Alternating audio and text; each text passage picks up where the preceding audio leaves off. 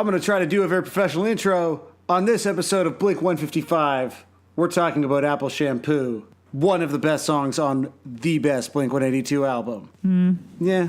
One of, yeah. I mean, it's one of the 155 best Blink 182 songs. Didn't mean to deceive you, believe me, but sometimes the hardest part is conceiving.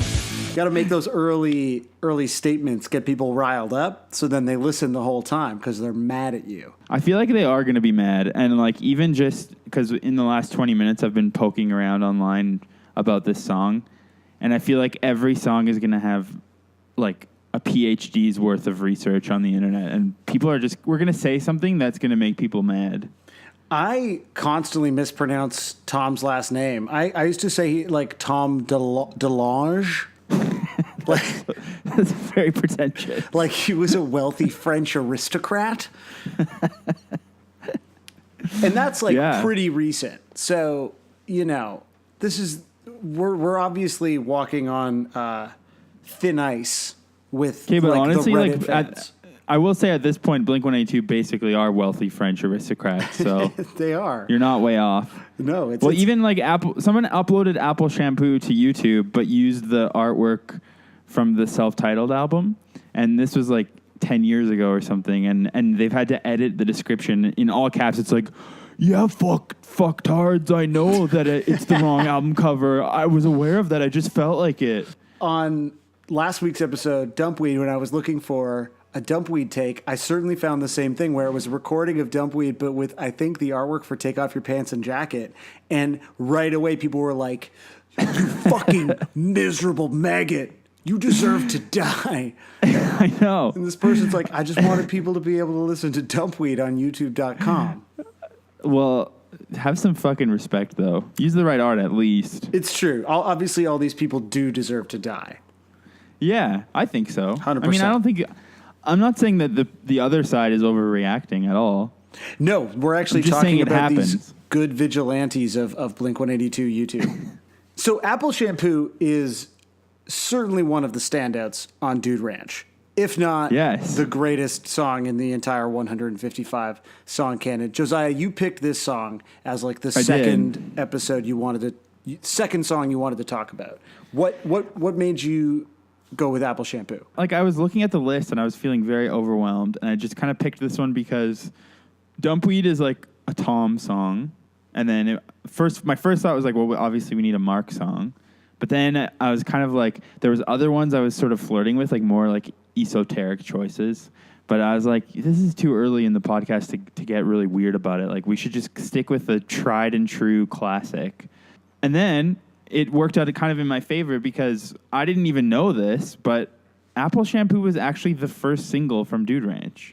Like, they released it as a single. Yeah, it's so hard to imagine a world in which you come to this record not from Damn It, if you came to it from Damn It like I did and like I imagine you maybe did. That's probably why you think that you love it so much, because it's like a hidden sort of unassuming gem. Like, it's totally...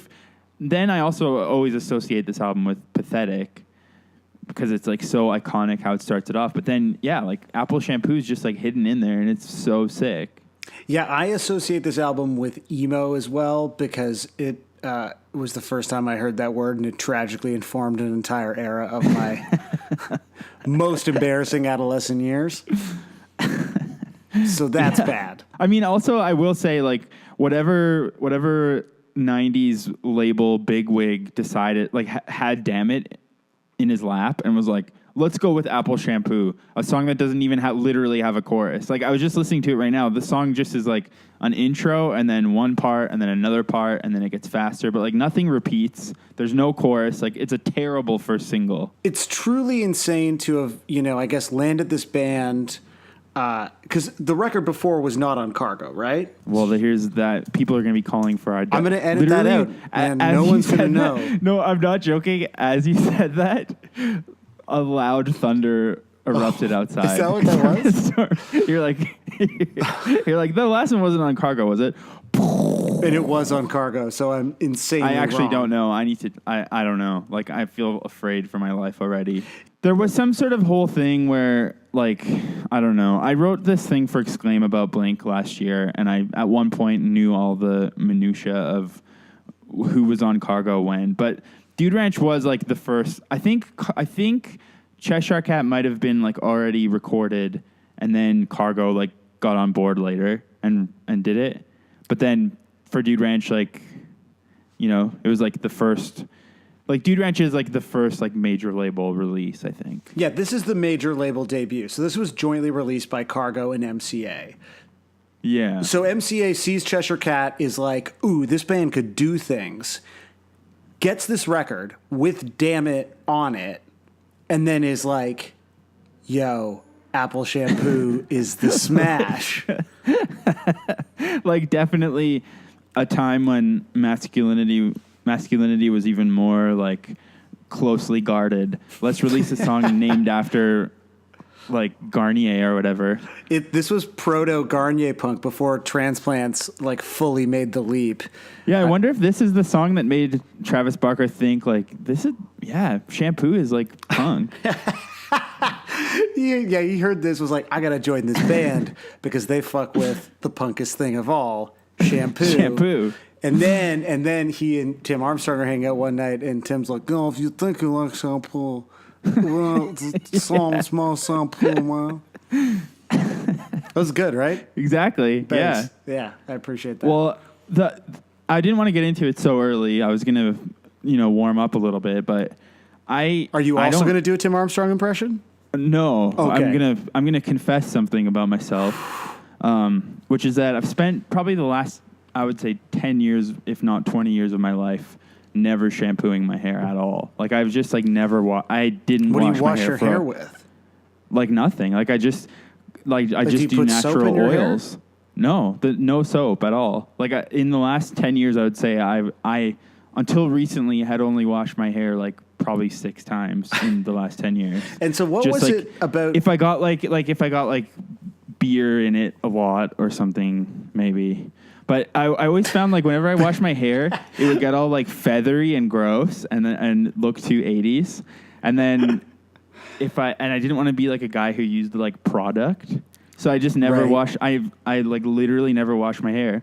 And then recently I've started shaving my head, and people think that maybe it's, like, a bit or, like, that I'm trying to look all badass or something. But actually it's because I have had severe psoriasis on my head due to not washing my hair. So I've finally started washing my hair. So I'm like, have a new appreciation for Apple Shampoo because my head was in a lot of pain recently. So Apple Shampoo is on your mind and on your head. And in your head. Although I don't think I could use Apple shampoo. I use heavily medicated shampoo to make up for years of scalp damage that I've done. Didn't you get married like about 10 years ago? Yeah, I've been married for longer than that, but I mean, my wife knows. Like, she doesn't get, like, she... But at what point in the marriage were you like, I'm going to stop washing my hair? Oh, no, like I've already prior to that, I hadn't been washing my hair. Like, that's, like, just a known fact between us. Like, you have to accept me as someone who doesn't wash their hair. She is a truly strong woman, and we salute her. Well, I think it's because, like, I overheard someone when I was a teen say something like, the natural oils take care of themselves, or like I just heard some half fact and decided to just build my life around that. Just live your life that way. Yeah. So I mean, there is really if Shampoo is punk, then I'm willing to start doing it. So you're bringing it back now. This is part of you reconnecting to this song and reconnecting to your need for. But like people health. see me on Instagram and they're like, "Oh, this is England. Like you're like a cool skinhead guy now." And I'm like, "Yeah, that's what this is. Not that I have a flaking scalp everywhere I go." Who do you think in Blink-182 is the most uncommitted hair washer? Like who's the you? I guess it's Travis, right? Because he's had that haircut for a minute. Yeah, but Travis, like, you can tell Travis grooms like crazy. Like, he loves all that kind of, he loves product. Like, I hate, like, I don't know. Like, I feel like the whole, like, manscaping, grooming trend is, like, really just not for me at all. It's, like, too much work. The furthest I'm willing to go is to, like, try different flavors of Old Spice, like like Swagger or Wolf Thorn or whatever the hell it's called. Like I'll just there's like 50 Old Spice deodorant flavors that I can work through, so I don't need to get into like mustache wax or. They're not flavors, dude. It's not what they call them. Look, this isn't a podcast about my personal hygiene. Yeah, sorry. Let's bringing it back. This song is the first single from the record. Doesn't really hit outside of, I guess, Australia. Right. It looks like it reached number 90 in Australia. Are you on the wiki? Have you looked on the wiki? I cruised the wiki earlier. The one thing about this as a first single is that the single cover art is extremely badass. What is the single cover art? Okay, so we've got the classic bunny logo, and they've superimposed him. I don't know if they're using like Photoshop 1.0 or whatever back then, but he's doing, I think, maybe a 50-50 grind on a rail. I think that's a 50-50, yeah, from what I remember about skateboarding. Yeah, I mean, I haven't played Tony Hawk in a little while. Yeah, that's what I meant. And it looks like the photo is like almost shot in a fisheye lens a little bit. Classic, and then it's just 90s. Like the text is way off to the side, like terrible kerning in this design here. And it's Times New Roman font. So that, like, honestly, the bad graphic design of this is so hip. Like I've been saying, Blink-182 aesthetically predicted the current wave of like ironic, baggy, khaki, hip skateboarders. And I think this really just like hits it home for me. It's very Nowtro. It really is. And the other thing I was going to say is, so I've flirted with the idea of getting a Blink-182 tattoo in my life. Oh, well, I hope by the end of this you have one. Yeah, I hope so too. Flirted with the idea of a tattoo, committed to a 3-year podcast. Exactly. Well, it's because, I'll tell you, the tattoo I thought of is so terrible, but I still kind of want to get it. So I once photoshopped this and lost the file, but I put Binky, like the rabbit from the Life in Hell Matt Groening comic. Oh yeah. I put his head on the Blink-182 bunny. Sick. That's great. And it was really like, it looked so good. But I always thought this Blink-182 bunny is standing in a way that makes it look like he's skanking to ska music. And so I was like, I don't want a ska tattoo. But now I look at this, it's the exact same pose. And he was just doing a 50-50 grind all along. Oh, it's not ska. It's not skanking. He's shredding. Skating. Yeah. Dude. This is actually super important. So now you can get this tattoo without people thinking that it's like a third wave ska revival tattoo. I'll just I'll get the tattoo and someone's like, wow, is he skanking? And I'll say, no, please listen to the Australian Apple Shampoo signal. Yeah, or listen to the 15-minute mark of Blink 155 episode 2. Yeah. And you'll get a perfect explanation for why he's standing in that pose. This is a huge retro, because I had a t-shirt with that bunny on it, and I thought he was skanking, which at the time, the 9th grade, I thought was rad. Yeah, not so bad. No, love to skank. You know, actually, if you look at it closely, there's a very clear swastika being formed. Oh my God. As well. The Blink-182 bunny is a swastika. Oh my God. No, maybe I can't get the tattoo. Maybe I'll get a swastika tattoo first, and then when I need to cover that up. When you got to cover it up, you put the bunny over it. It is truly the most conspicuous. Like if you were Ed Norton style, you know, coming out of prison, a changed man, ready to give up your white power lifestyle. Like this is the tattoo you get on your chest. Which again, we're just sort of constantly orbiting the idea of a non-racist skinhead. I mean, it's a song about shampoo. It's. I had to shave. Did you hear that? Holy shit, dude! That was like on my street. Are you okay? Oh my God. Sorry, I keep coming back to the idea of Ed Norton, you know, like on the basketball course, but instead of on the basketball court, but instead of, you know, like, you see what this means not welcome. It's like, you see what this means meets Apple Shampoo, the single Right. by Blink-182, San Diego's sickest pop punk band. And all the guys in the corner are like, hell yeah, and it's fine. And then racism is over. Okay, not to keep obsessing over the cover, but recently some fucking nerd found out where they shot the cover photo for OK Computer, which, like, who gives a fucking shit? Yeah. Different But podcast. I would love to, like, what's this warehouse? Like, where's this? Someone Yeah, should this find is an iconic warehouse. location, yeah. This is the Australian CD single.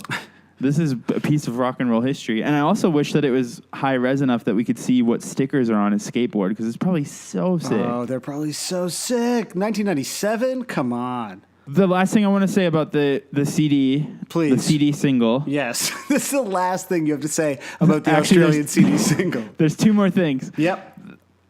There's the single was with Voyeur, which is again a weird first It's a impression. weird thing to give new fans, but right on. And then it had it's the only time they've released their cover of the Good Times theme song. Oh, yeah.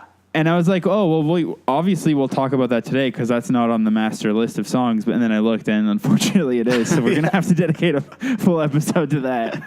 At some point, we need to talk about their 1 minute cover of Good Times. I think we need to get some people on and get them arguing about Israel or something to fill up the time. That'll be when we sort of tackle the big issues. Yeah, I think we're going to have to. It's going to be incredible when Blink 155 brings us peace in the Middle East. But again, that could be 3 down years the away. line. Yeah. That'll probably happen before Mark and Tom make up, I think. I think so. Okay, finally. Finally. The CD. Yes. The Blink-182 Apple Shampoo CD Yes. single is currently listed on Discogs for $179.53 Canadian. And it's previously sold for as high as 180 and as low as 96. So if your like cool snowboarder brother left his CD wallet in your parents' garage when you went away to college to become a fucking loser suit sellout, go dig out that wallet and cash in, baby. I mean, I think it is sort of remarkable that this song, with such an atypical structure, as you pointed out, was selected by some narsuit at MCA to be the first single. Because most Blink-182 songs do tend to follow like a fairly like rudimentary A, B, C, B format or whatever. And this song is like really strange, like from the very beginning to the end. Like that sort of opening motif never comes back. You have all the like really like the big crescendo there and what feels like the bridge, but is like the extended outro. And like even just if you quickly scroll through the lyrics, like there's no lines that repeat. Like it's insane.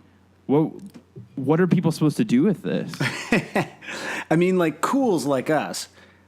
Yeah. We're down. I think also on top of that, maybe it is a good first impression because it does do everything that they do. Like it has like the slow start sing along part, and then it gets really fast and does like the fast skate punk thing, and then there's a sing along with a slur in it. And then there's like the outro, and also there's a little guitar interlude that I always noticed was I can't really sing it, but they're like towards the end. Mm-hmm. I know that it meant everything to me. Like guitar thing. That's totally from a Simple Plan song. Like Simple Plan just like stole that riff. I think on "I'm Just a Kid" or something.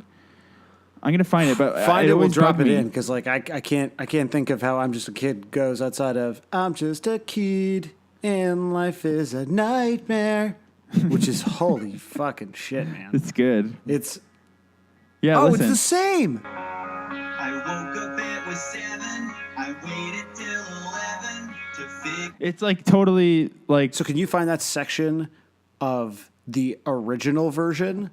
Yeah. And play that? Here we go. Okay, here we go.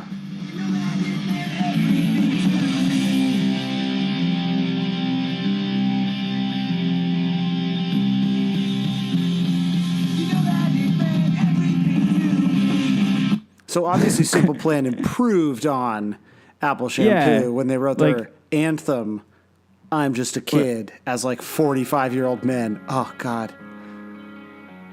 I woke up, it was 7. I waited till 11 to figure out that no one would call. It's Good 7-Eleven reference right there. Oh, tight. I don't think I noticed that. Now I like the song. This is unrelated, but I forget that the Simple Plan song, I'd do anything, which is like a sick song, whatever, fight me. Actually, no, now that you're saying it, that's a pretty sick song. But Mark Hoppus is in that song. Like, he just literally guests on that song to sing na na na na na na. Yeah, he's like just chilling in a dump? Garbage. Yeah, trash I think pile. in the video.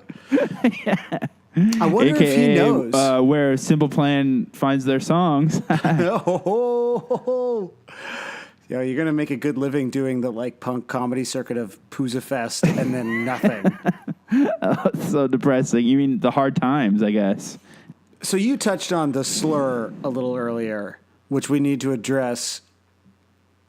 Should we do that? We should address Should we do it. that for right away? Yeah, let's just get it out of the way.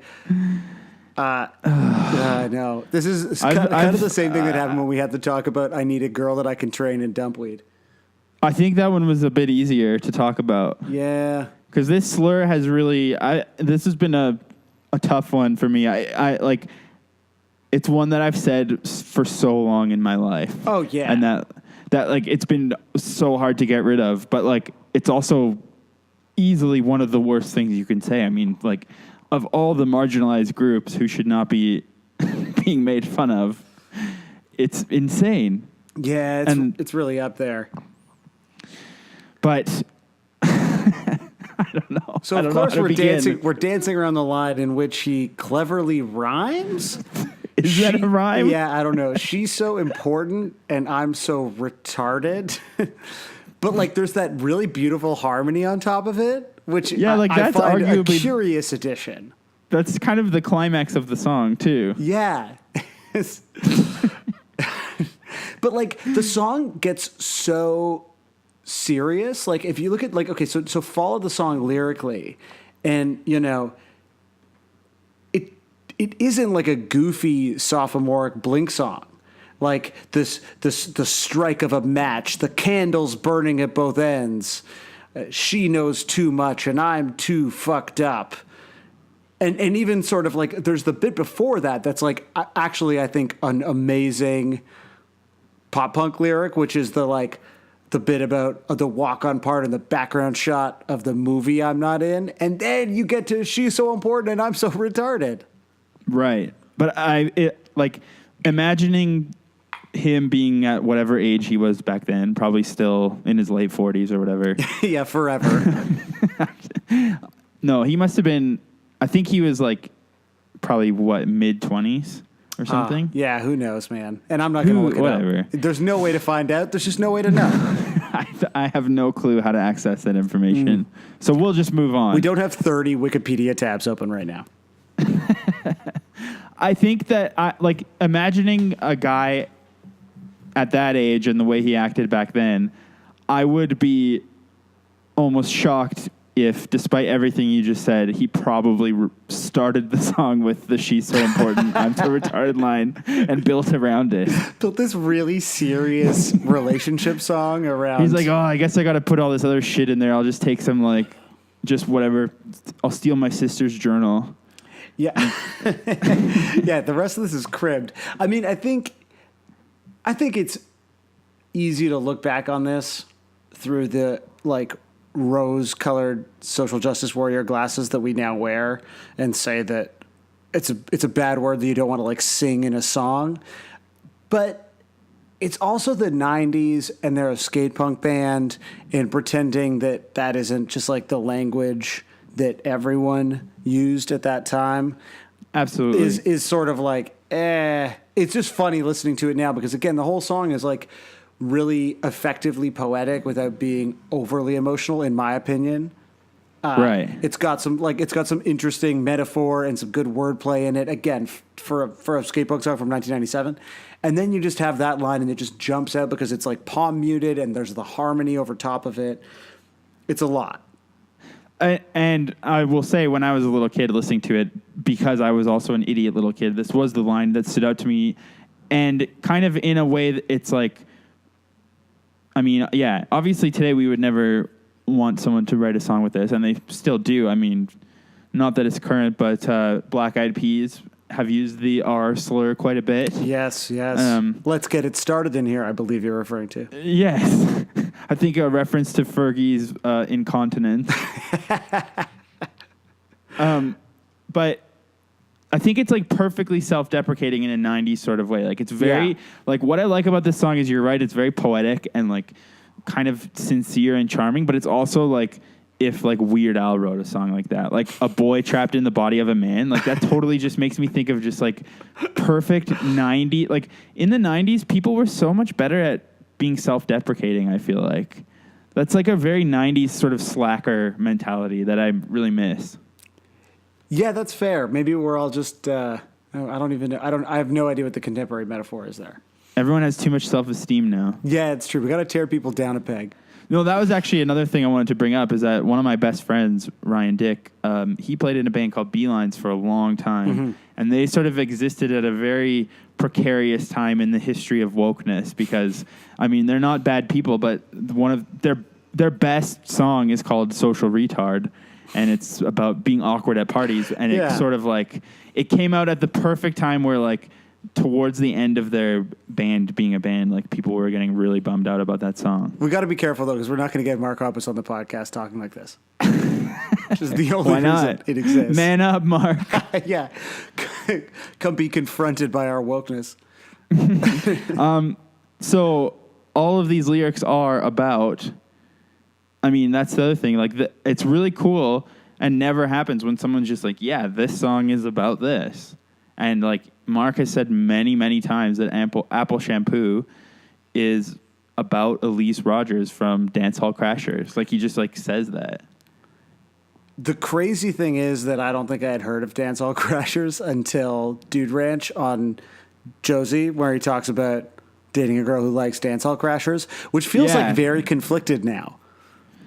And he says it like in code, too, like UL and DHC, like unwritten law. You're like, who are those great punks? Yeah, you just like assume like, oh, I love Blink-182. I'm clearly gonna love Dance Hall Crashers. I'm gonna love Dance Hall Crashers. With the other greatest punk band of the '90s, DHC. I actually I knew of them and I knew that they were third wave ska, and so I had never listened to them until today, and it is very bad. It's not my thing, although I definitely liked the DHC song on Short Music for Short People. Which one is that again? Oh, fuck. Dance Hall.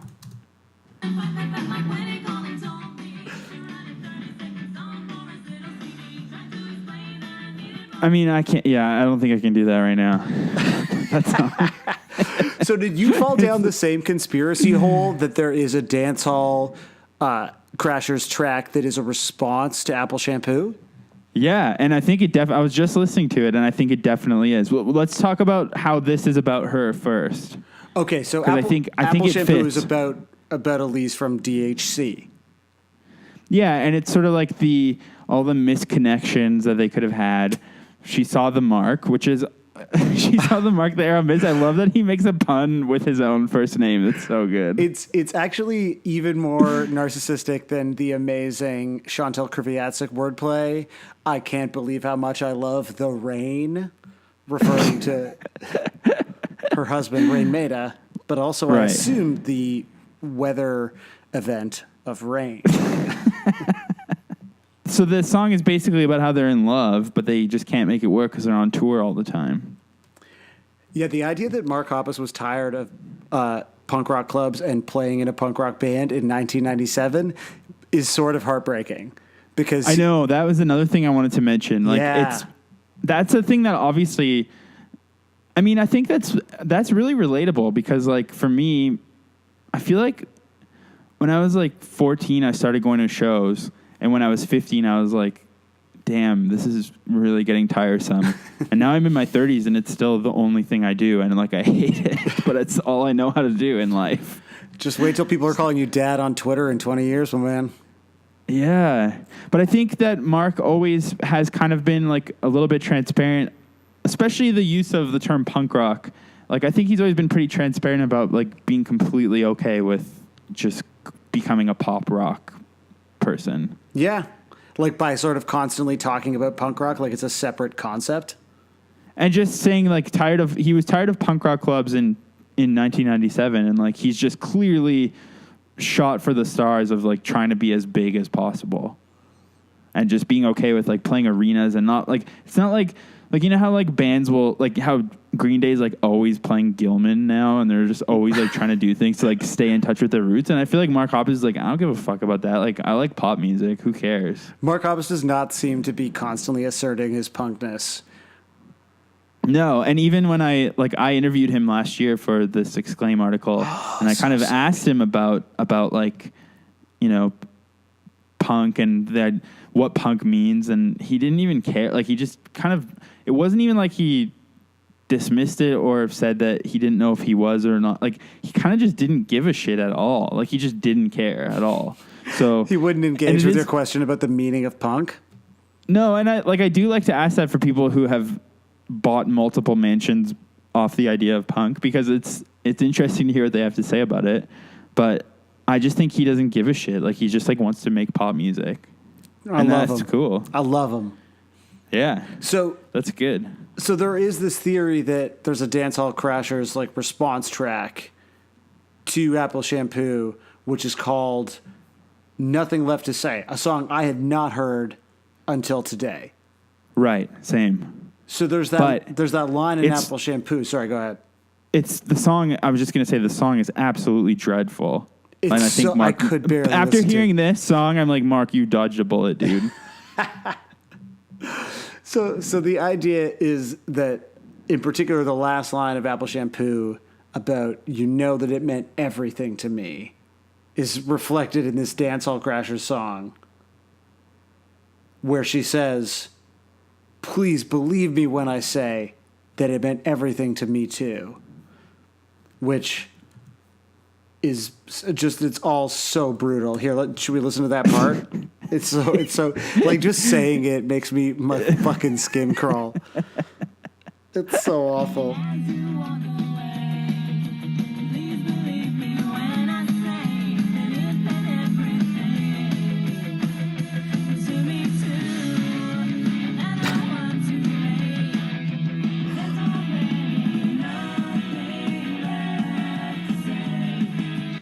Like, it would almost be a passable alternative pop song, but then they still have to do like the ska up picking when it gets to the chorus. Like, they're like, nope, still a ska song. It's so brutal. Like, I just imagine hearing that, as someone who's clearly gone through this, difficult breakup and complicated feelings and missing this person, and then being like, oh my God, they wrote a response, and just like, could you do anything but giggle, like kind of uncontrollably? It's that the upstrokes and stuff. Like, it's just not. Actually, to use a modern comparison, 5 Seconds of Summer, who I have a little bit of a soft spot for, also produced by Feldman. Yeah, we'll get into that in the California eps. Yeah, I know. Sorry, I'm always on the verge of getting into California. So many of these. I want to talk about it so bad. No, But 5 Seconds of Summer, the cutest guy who's always dyeing his hair, I can't remember his name. I have no idea.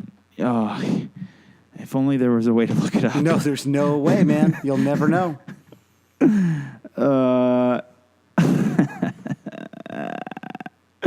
Oh yeah, Michael Clifford. Okay, you got there. That's his name. He's always dyeing his hair. He's like he's the one who seems like he could have been in My Chemical Romance or something. Like, he's like kind of the more punk, the only one who doesn't look like a surf instructor completely. Like, he looks more like maybe he works in the back of the surf instructor school. Okay. He was dating Abigail Breslin, the child actress. Okay. Abigail Breslin from Little Miss Sunshine. Right. And Okay. cheated. Can you just move it along, man? What the fuck is this about? This is now 5 Seconds of Summer, Abigail Breslin. Well, anyways, he cheated on her, I'm pretty sure. And she Okay. wrote a song. She wrote a song called "You Suck" that's all about him and how he's terrible. That's and pretty it's good. really, really comically embarrassing and amazing. But when this song came out, and like it was like no one gave a fuck about the song except 5 Seconds of Summer. In all their interviews, like they would watch the video and laugh about it and make fun of it. So my point is, it's not very often that you get to see pop stars like admit that songs are directly about each other and then engage with it in that way. It's a true impressive feat of honesty. Have you seen the Mark Hoppus interview on Craig Kilborn where he explains the title of the song? Oh no, I'm looking at a backstage one. Oh, here, I've got let a me- backstage one. So- okay, let's trade. So Mark Hoppus was on Craig Kilborn, and Craig Kilborn, in like the most Craig Kilborn-y way, is like, "Hey, so what's the song about? I love Apple Shampoo." That's a terrible Craig Kilborn. Okay, Who what's gives a shit? I know. Okay, what's Craig what? Kilborn. Pff, give me a break. I think the one that speaks to me is Apple Shampoo. Oh, cool. Because Another I had some of that in high school. We had something that smelled apple. And what did you think about when you were writing Apple Shampoo? It was actually about, you know when you date a girl and she has a really good smell to her? Oh, sure. That's what it's about. That happened once. Yeah, Yeah. I remember that. So it's just the soap or the shampoo smell that turns you on, right? Yeah, I get really super turned on by shampoo. No, it's not. Again, it all gets back to Blink Yeah, 182. to the whole 182 thing. I don't even get what they mean by that. Do you understand what they mean by that? No. When he says it all comes back to Blink 182, it's like a Is that a reference to something earlier in the interview? maybe. I'm not going to watch a 6-minute Craig Kilborn Yeah, Mark that Hoppus is interview. insanely long. Yeah, Good just- Lord. The world doesn't need that. But 150,000 people watched it, so. Well, it's funny because the clip that I've sent you Okay. is basically I don't know what the source is for this, but it's basically the exact same thing. People say, tell us the story of the song. It's so like elusive and seems so poetic. And he's like, yeah, she smells good. But does it have Craig Kilborn's like dulcet tones? I wish. That No, it has pure some nerd, smarm? some nerd interviewing them on a bus. Oh, fuck that. Okay, can you play it through your speakers? Okay, let's see where.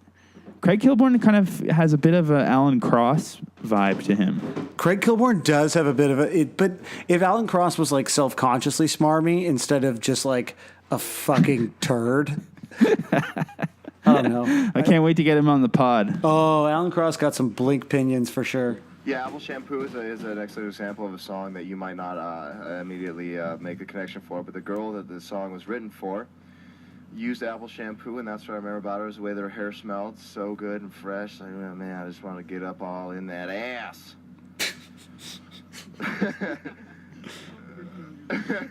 No, but she always smelled like Apple Shampoo, and that's why I named it Apple Shampoo, because it's about her. And it would have been really bad form to name the song at least from Dancehall Crashers. Oh, shit. So, That's- yeah. I just like the idea that he has to slip into like the Mark Hoppus Blink 182 character and make an ass fucking joke in a song that is like 99% like really sincere, like, you know, Dear Diary type emo writing. Oh, and also like, I mean, we've both interviewed our share of bands in our life, and I don't know about you, but like, even and being interviewed too, like, there's nothing worse when someone's like, "So, what's this song about? What does this mean?"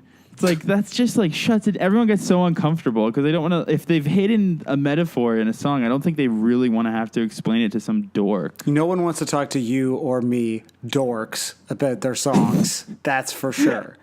Especially just like he probably was like, "Fuck, why did I name it Apple Shampoo? Now I have to talk about Apple Shampoo for the next however many decades." That was an album cycle, at least for him. Exactly. Did you read the theory, though, that Nothing Left to Say, the Dancehall Crashers song, is actually a Karina song? Because there's like two singers in Dancehall Crashers. And if it's by Karina, then it's like it has nothing to do with Apple Shampoo. And this is just people reaching so far to find like a subtle kind of wink that only they will see. It also looks like the album that it's on came out in 1999. So that was like 2 years later. Well, I mean, you don't know when they wrote it and Yeah. what their creative process is like. It's true. I don't know the DHC vibe. You have no idea, man. So back off. I don't know. I think it's like those lyrics in the response song are so directly referencing it that it would be, unless the other Dancehall Crashers girl was also having a thing with Mark, and then that was why it all got screwed up. Oh, that's messed up, man. That's a good theory. So this is actually about a love triangle between... A ska love triangle. Ska love triangle is definitely the name of at least one ska band. Hold on. Ska love triangle. Oh, what? It is now. Yep, there we go. So we've just started a ska band called Ska Love Triangle. It's great. And also, I feel like earlier when I was saying that the bunny's not skanking because he's skateboarding, I was just kind of in denial about how this song is actually about a ska. Yes. The ska. Other than Gwen Stefani, who is obviously the queen of ska, this is like the secondary queen of ska. The backup queen. Yeah, the understudy. I like that the thing you're walking back on is the skanking rabbit and not the fact that an entire era of Blink-182 is marked by a logo that is very clearly a swastika. Right, a skostika. It is a skostika, truly. God damn. Good Lord. So, do we want to check out some covers of Apple Shampoo? Yeah, let me just make sure I don't have anything else open. Okay, yeah. Check and see if you got any other like appy facts. I have a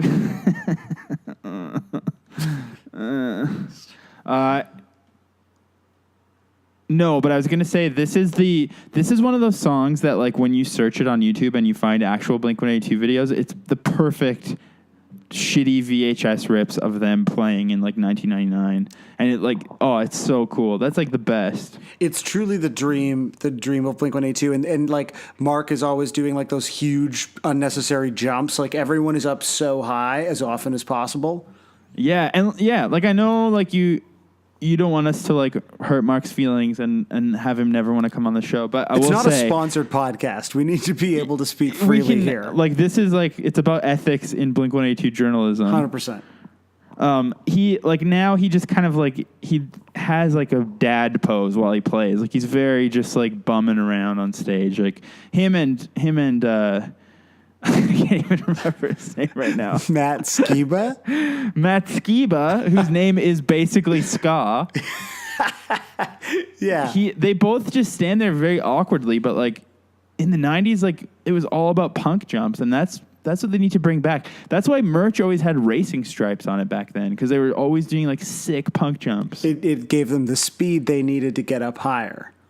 And I got to say also that Scott Rayner's drumming, like this is... Comparing this to Dumpweed is like exactly what we were talking about last week. Yeah. How the drumming was just like too overwhelming and too ridiculous. And then you hear this song and you're like, yeah, this is just like, it kind of sounds like self-deprecating, like just as dumb as possible. Just like really quick and then a roll and then really quick again. Like it's just kind of like perfect. It also has those like really fast rolls though, which at least let you know that Scott is in fact very good at drums, but he's just playing exactly what needs to be played the entire time, which is that like driving, roll, driving. Definitely. Like there's something to be said about people who know only, I would think back then he probably still only knew how to do that one kind of thing. Like it's not like you listen to the whole record and there's like not a lot of, but then like Travis Barker's always trying to make there be like Latin beats and stuff, and like you feel like you're like at a drum clinic at Long and McQuaid.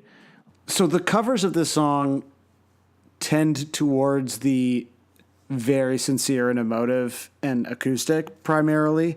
I think for a lot of future emo boys and girls, this was kind of a gateway in the sense also that it led directly into the song emo. Right, like literally a gateway. Yeah, so it's a literal gateway. I couldn't find a lot that I love, but I will send you one by Skank and Nickel, which I kind of appreciate. So it takes like, honestly, there's 100 covers of the song that are just like, He didn't mean to deceive. Like it's brutal. Whereas this kind of takes that and runs it through this like extremely Op Ivy lens that I respect. Of course, he refers to himself as acoustic doom ska. Like, again, that's just like this song. I got to go on a tangent for a second. Why was there no boundaries of ska? Why are there no boundaries of ska? Like, why was Blink-182 on the Ska Tracks compilation? And why are they so beloved by ska people? And they have a skanking Nazi rabbit. Like, what's the deal? We should get some skas in to talk about their relationship with Blink to kind of explain it. Because this really is, on some level, where you should see the schism between the ska community. The schism. This is the schism moment. Because this is sort of the kiss-off from Mark to the ska community, and yet, you know, obviously they remain sort of attached in many ways. That is interesting. Yeah. Okay, let's hear Skankin' Nickel. Good, great name. Yeah. She didn't mean to deceive you, believe me, but sometimes the hardest part is conceiving the good intentions that you had now only came to this, although she saw apart. The arrow missed and isn't exciting. Like, I've bought this on Planet X Records. 100%. Yeah. It's very Planet X. It's extremely Planet X. Like, I'm like, oh shit, y'all like Ghost Mice in Defiance, Ohio? Oh God. I do. I was hoping I'd never have to revisit that. Sorry, man. That phase of my life. This is actually a Ghost Mice podcast now. Okay, well, here's the thing. He did that 2 years ago, and he's still like he uploaded a cover of Damn It 15 days ago. Oh shit. So I think just for the sake of like, obviously, I think Damn It will be our series finale episode. Maybe. Oh, okay, that's interesting. Yeah. But we can just listen to a second of it to hear if Skankin' Nickel has improved at all. I think it's relevant here. We can kind of take a dip into the future. Okay. Oh. And like I keep tapping mine with like my glasses and shit. Is it live? It's live and shitty. Wait. I mean, it's sort of disappointing to me that it's just a full band, but that opening was kind of worth it. I actually I love this kid now. Well, see, what's so good about him is that most of the covers of this song, and I just sent you another one, are so achingly sincere that you feel like you've walked in on someone taking a shit. Like, you know that feeling where you're like, this is actually worse for me than it is for you? Like, I feel so bad about violating this sacred shitty space. The Briona, I Love You, Briona YouTube video where the guy's like cradling the phone and being like, I love you, I miss you. Yeah. That's cool. But I think the reason for that is the lyrics that were resonating with you earlier have also resonated with all these fuckers. I know. Okay, let's hear what Maku Kadu has to say. He has 26 views in 2 years.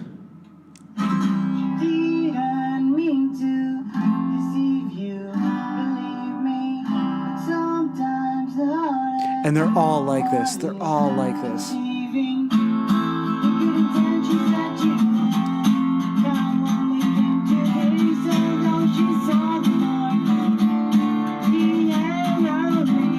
It's too much, man. I feel like we're at his home. I can't deal with it. Why? Unfortunately, maybe we can put a link to the video somewhere, but for some reason he's not looking at the camera. No, it's like badly framed. The top half of the frame is the top almost 2/3 of the frame is empty. It's just him in the bottom left corner facing. That's great. I like that one. That one is so bad that I think it's charming. It's like a Jandek, piece of outsider art. I don't know. Yeah, this is some weird Canada shit. We're true weird Canada. The only other there is I found a couple as well. But let's finish yours. Okay, sorry. So the only other one I found that I thought was sort of interesting is this Luke Electric reinterpretation in which he seems to be utilizing the chords and basic melodic structure, but it's barely recognizable as Apple Shampoo, which I found quite compelling in a sea of just like entirely too earnest acoustic versions. And I've noticed he's, just in case when you hear me putting the microphone to my $20 computer speakers, it doesn't sound that good. It's because this track is not mastered. He has let you know this is unmastered, yeah.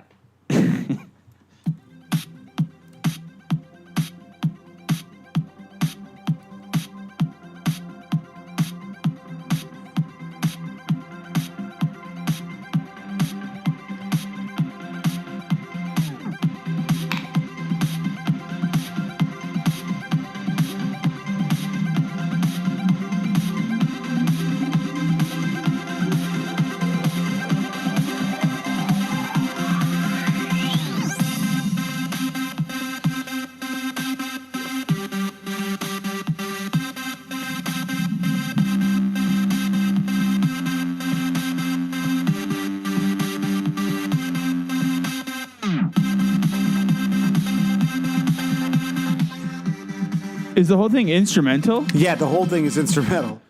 So, I mean, what he's done is taken a G, C, D, C structure and said that it's a reinterpretation of Apple Shampoo, which is like just the most easily used chord structure of any pop punk song ever, pretty much. But I mean, if he was just going for hits, he could have said it was a song besides Apple Shampoo. There's got to be more searched songs with that chord progression. Like Louie Louie is one that does that. People love to find SoundCloud covers of Louie Louie. I'm always looking for a big room electro Louie Louie cover. You just want to turn the party out, man. You pop on Louie Louie and it pops off. Yeah, it pops off. Well, I think I don't know. Oh, I guess I should comment on that one. No, that was good. That was enough comment. I got nothing else. Yeah. That was pitiful. And fucking master it. Have some pride in your work. Jeez. Yeah, come on, man. Okay, well, so what are the along those ones lines, you had? with electronic stuff, I've noticed that like one thing I like about Blink-182 Dude Ranch era and stuff is that it really does plug into like the more like, I don't even know how to describe them, just like really fun underground kids, like kind of quirky Comic-Con, like zine table sort of nerds. It's extremely zine table, yeah. So like, because of that, there's a lot of like Dude Ranch, like 8-bit covers, which is like really, like I'm always into some chip tunes and stuff. Dude, like, yeah, more chip tune not? all the time. Yeah, so I don't know. I just happened to discover this. It's like just some person uploaded an 8-bit Apple Shampoo cover, and it's super pleasant.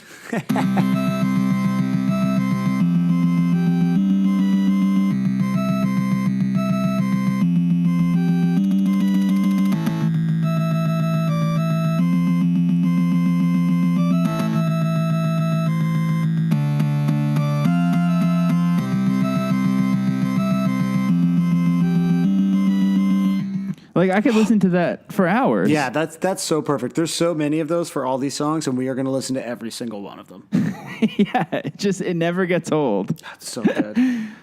The other thing that this song and a lot of songs have, it's not really, I guess, the best for playing on a podcast, but one of my favorite genres of YouTube cover videos is when it's just like a kid who still lives with his parents, who's really bored and maybe doesn't have too many friends, and just doing like a guitar or bass cover, and they just like turn up their speakers really loud and play the song, and then just shittily play the chords along, and like they just stand in front of their webcam and just play it.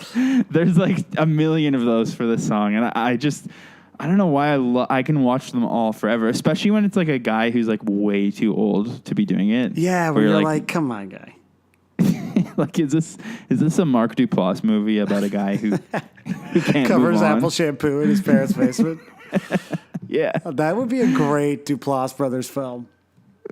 Let's pitch. This is the official pitch right now. Oh yeah, get at us, Duplasses. There's one right now. This guy has a full beard and a Fox Racing T-shirt, and he's playing it on a Fender guitar in front of a bunch of Blink-182 posters in what is clearly a child bedroom. I watched that same one. He looks like 30. Yeah, at least. And of course the caption is, I definitely should have practiced this song a bit more. I know.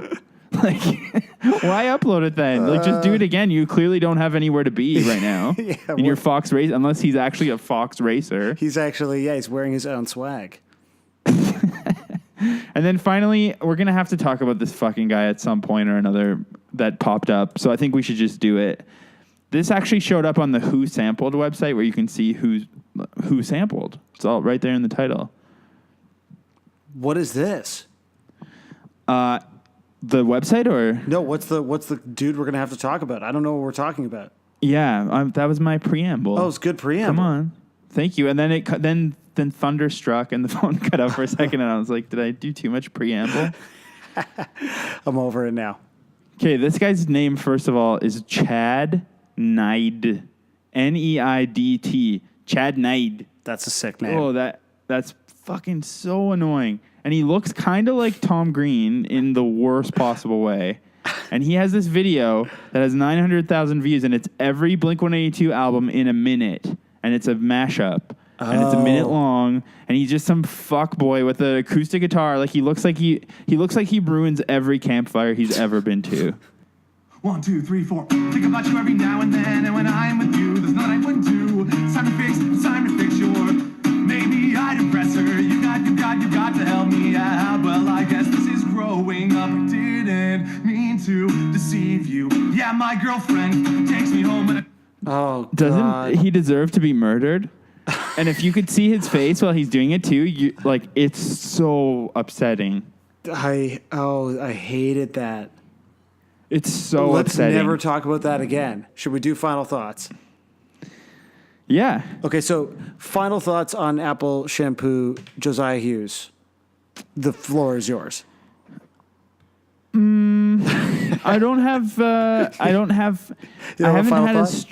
haven't had as strong of a reaction as I did to Dumpweed. I think this song is just like kind of too good to really have a strong opinion either way. It sort of just like blends in perfectly into Dude Ranch. There's nothing super gross about it. The use of the word retarded makes me feel guilty, but that's mostly a reflection on your own usage. It is, yes, it is, and it's like the one thing that like I still kick myself.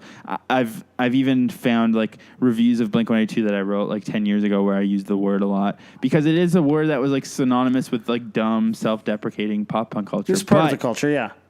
But it's done. That's what ages the song. Otherwise, I think the song is like, if it came out today, it would be like better than any other defend pop punk band that exists. 100%. Okay, so to me, this is one of the best like this era Mark Hoppus songs, and this was like what I loved about what he did in the band that like sometimes got like a little too sincere for me, maybe like now, but at the time I thought it was great. And this sits very comfortably, even though as I was like reciting the lyrics, they're like reciting lyrics is a dorky, awful thing to do. But I think this song like really exemplifies what he was and is able to do, like with a good Mark song, and also some great big harms in the background, which are so sick.